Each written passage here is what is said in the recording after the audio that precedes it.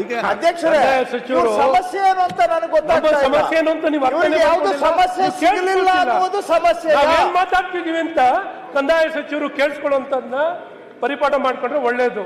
ನಾವು ಕೇಳ್ತಿರೋದನ್ನ ಈಗ ಇಮಿಡಿಯೇಟ್ ಆಗಿ ಚರ್ಚೆಗೆ ತಗೊಳ್ಳಿ.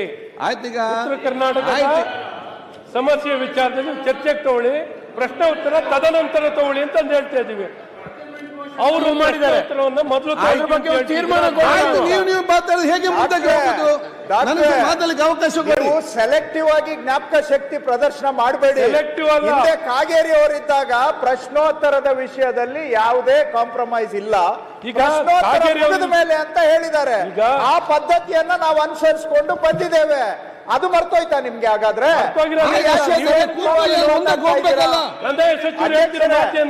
ಸಮಯ ವ್ಯರ್ಥ ಆಗೋದು ಬೇಡ.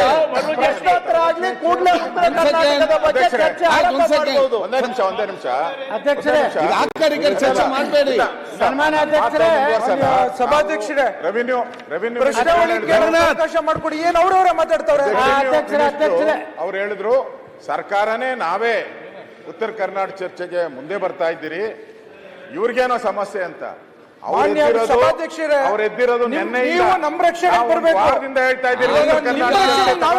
ಈಗ ಅವರು ಸರಿಯಾ ನೀವು ಸರಿ ಅಂತಲ್ಲ. ಈಗ ನಾನು ಹೇಳಿದ ಸ್ವಲ್ಪ ಕೇಳಿ ಮುಂದೆ ಹೋಗ. ಈಗ ಆ ಚರ್ಚೆ ಬೇಡ. ವಾಲಂಟಿಯರ್ ಆಗಿ ತಂದಿಲ್ಲ.